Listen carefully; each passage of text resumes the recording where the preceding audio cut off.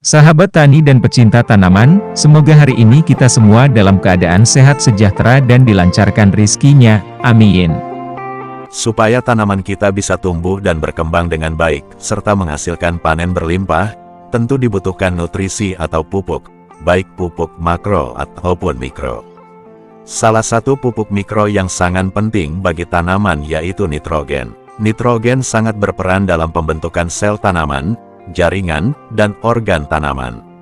Nitrogen memiliki fungsi utama sebagai bahan sintetis klorofil, protein, dan asam amino. Bentuk pupuk N di pasaran yang umumnya kita ditemui adalah berbentuk gadul atau butiran yang mudah larut di dalam air. Yang sering kita temui yaitu jenis pupuk urea.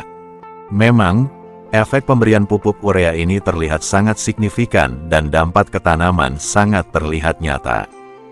Sebenarnya, unsur nitrogen ini bisa didapat pada bahan-bahan organik dan mineral tanah, seperti yang akan kita buat tutorialnya sebentar lagi. Nitrogen ini memiliki peran sebagai unsur yang membentuk zat hijau daun, klorofil, yang sangat penting dalam proses fotosintesis. Selain itu, nitrogen juga berperan sebagai pembentukan protein, lemak dan berbagai senyawa organik lainnya. Ciri-ciri tanaman yang kekurangan nitrogen dapat dikenali dari daun bagian bawah. Daun pada bagian tersebut menguning karena kekurangan klorofil.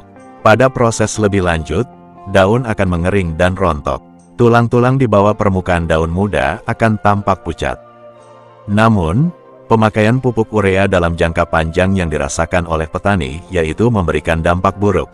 Selain harganya semakin mahal, juga tanah semakin sulit subur. Tanah menjadi masam dan keras karena musnahnya berbagai agen hayati dalam tanah. Untuk itu, mari bersama-sama kita buat pupuk nitrogen organik pengganti urea, semoga menjadi alternatif dalam menghemat biaya dan menyehatkan tanaman. Langsung saja kita siapkan bahan dan alatnya, yaitu daun kerinyuh segar. Di sini kita pilih daun kerinyuh karena sangat tinggi kandungan nitrogennya, yaitu sekitar 4,1%. Kita gunakan sebanyak kira-kira 0,5 sampai 1 kg.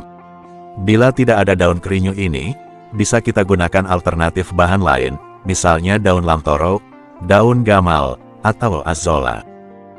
Bahan selanjutnya, 250 gram gula merah. Kemudian, siapkan 2 liter air cucian beras. Bila tidak ada, bisa kita blender 250 gram beras sebagai penggantinya.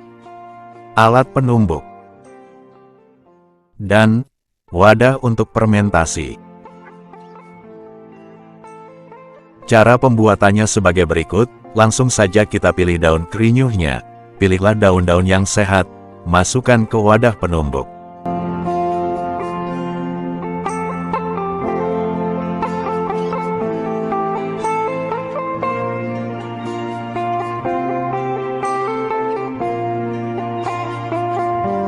Kemudian, kita lakukan penumbukan. Tidak perlu terlalu hancur, ini supaya kandungan dalam daun agar mudah terurai.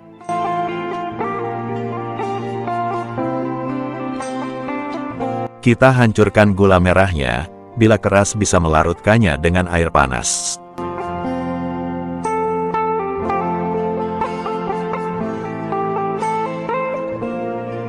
Selanjutnya, masukkan larutan gula merah ke dalam air cucian beras, dan diaduk sampai merata.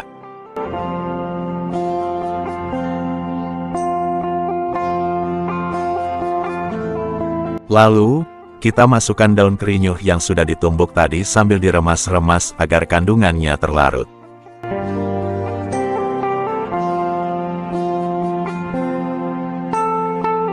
Langkah selanjutnya yaitu, kita masukkan ke dalam wadah fermentasi.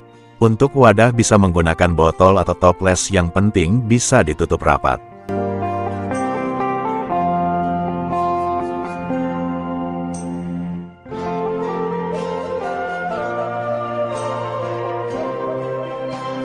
Daun-daunnya kita masukkan juga semuanya.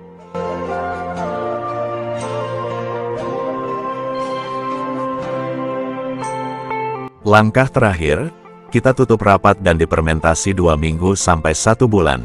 Selama fermentasi, buka tutupnya 3 hari sekali untuk membuang gasnya, kemudian ditutup kembali. Bila tidak mau buka tutup atau takut lupa, bisa dipasang selang pembuangan gas seperti di video-video sebelumnya. Tanda fermentasi sudah siap digunakan yaitu, bila aroma sudah seperti aroma tape. Sekarang, untuk dosis dan cara aplikasinya sebagai berikut. Untuk aplikasi kocor, gunakan dosis 400 ml per 15 liter air, dan 200 ml per tanaman. Sedangkan untuk aplikasi spray, kita saring terlebih dahulu, dengan dosis 200 ml per tangki isi 15 liter. Demikian tutorial ini, semoga bermanfaat. Mohon keikhlasan kawan-kawan untuk pencet tombol like dan subscribe di bawah. Terima kasih, semoga menjadi barokah.